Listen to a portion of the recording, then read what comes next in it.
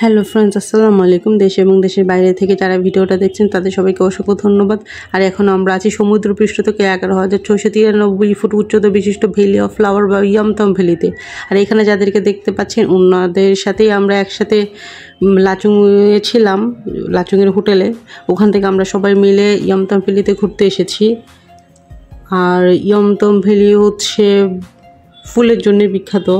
তাছাড়া এখানে অনেক পাহাড়ও আছে। এখানে আপনারা দেখবেন একটা পাহাড়ের পর আরেকটা পাহাড়ের কুল ঘেঁষে উঠে চলা এই আঁকা বাঁকা পথে প্রকৃতিক উজাড় করা অপরূপ সৌন্দর্যকে শীতের চাদর মুড়ি দিয়ে উপভোগ করা ও বরফের আচ্ছাদিত পর্বতে শীর্ষে যেতে ভীষণ রকম একটা উত্তেজনা কাজ করে। আর এই উত্তেজনা নিয়ে এই শীতের মধ্যেও আমরা এখানে খুব এনজয় করছি। যে উপরে দেখতে পাচ্ছেন গাছ, আর উপরে দেখতে পাচ্ছেন প্রচুর পরিমাণে মেঘ, উপরে কিছুটা আইস আছে। তো আইস দেখতে চাইলে আপনাদেরকে এখানে আসতে হবে উইন্টার সিজনে। আমরা এসেছি রেনি সিজন।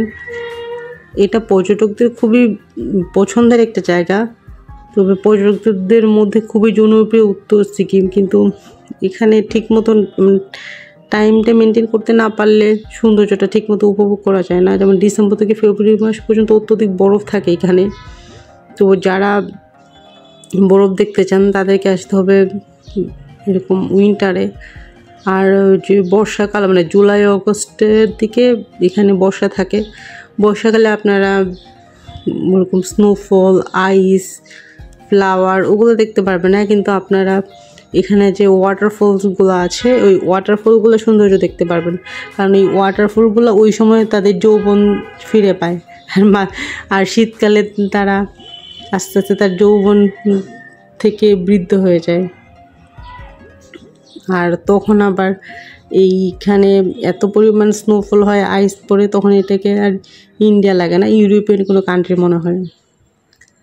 আর যদি এখানে এপ্রিল থেকে মে মাসে আসেন তখন এখানে আপনারা ফ্লাওয়ার দেখতে পারবেন। এখানে রোডোডেনড্রন তো আছেই, তাছাড়া প্রিয়মূলাও এখানে অনেক উল্লেখযোগ্য একটা ফুল। আর এখানে যে ফ্ল্যাগগুলো দেখতে পাচ্ছেন এই ফ্ল্যাগগুলো ওদের ট্রেডিশন, সবসময় এরকম ফ্ল্যাগ ওরা ঝুলানো থাকে, ঝুলানো মানে টানানো থাকে। এই ফ্ল্যাগগুলোতে ওদের কী সব মন্ত্রতন্ত্র লেখা থাকে। আর ওই যে নদীটা আঁকা বাঁকা হয়ে বয়ে চলেছে, এই নদীটা হচ্ছে লাচুং নদী। মানে লাচুং যেহেতু লাচুংয়েরই নদী, এটা পাহাড় থেকে ঝর্ণার পানি পড়ে এই নদীটা তৈরি হয়েছে। এখানে পানিটা খুব বেশি না, বরফ আছে, বরফের মধ্যে আস্তে করে যাচ্ছে পানিটা, তবে প্রচণ্ড রকম ঠান্ডা। বরফগুলা পানি তো প্রচণ্ড ঠান্ডা, হাত দিলে গা শিউরে ওঠে।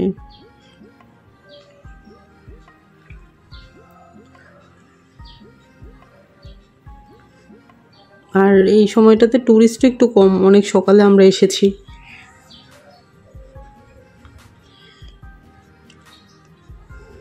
আমরা লাচুংয়ের হোটেল থেকে রওনা হয়েছিলাম সকাল 8টাতে।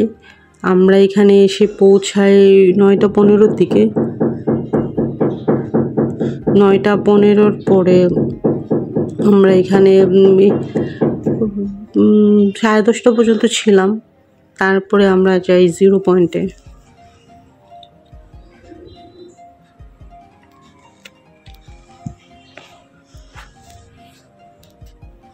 আর এখানের ওয়েদারটা স্টেবল না, যে এখন রোদ দেখে এসেছে রোদ থাকবে এরকম না। এই রোদ, এই বৃষ্টি, মানে আমরা যখন আসি তখন রোদ ছিল, সে কিছুক্ষণ পরে দেখা যায় মেঘ করেছে, এইরকম একটা আবহাওয়া এখানে। আর ওই পাশে যে একটু তাঁবুর মতো, এটা হচ্ছে আর্মিদের ক্যাম্প। ওরা এখানে তো কোনো ট্রেনিং বা কিছু একটা করছে।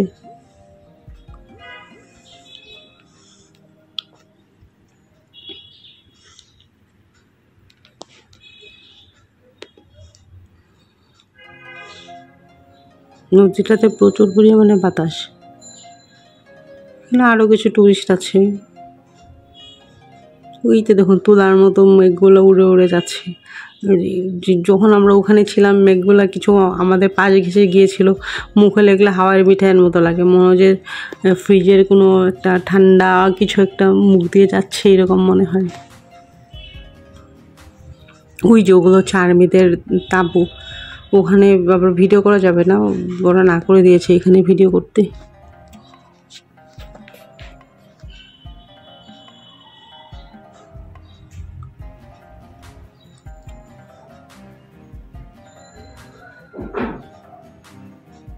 পানি এখানে খুবই কম, ইচ্ছা করলে এখানে হাঁটাও যাবে পানির উপর দিয়ে, কিন্তু এত ঠান্ডা পানি পায়ের রক্ত জমা হয়ে যাবে পানি এখানে ঘাটাঘাটি করলে।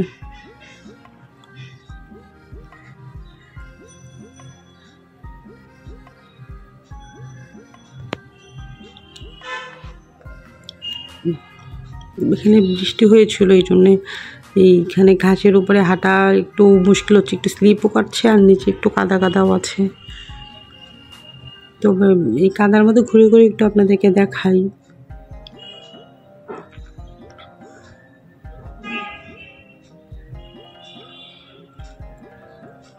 তবে এখানে কিছু বিদেশি ঘোড়া আছে, আর মানে ভিডিওর শেষে ঘোড়াগুলো ওই দেখা যাবে, ওই যে ওখানে যে ফ্ল্যাগগুলো আছে ওই ফ্ল্যাগগুলোর কাছেই 5-6টা ঘোড়া বাঁধা আছে।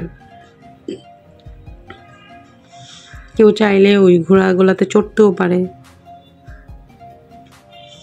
এই জায়গাটা তো অনেকটাই বড়, যাদের পায়ে হেঁটে ঘুরতে সমস্যা হয় তারা এই ঘোড়াতে করে এখানে ঘুরে ঘুরে বেড়াতে পারে। তবে আমি পায়ে হেঁটেছি।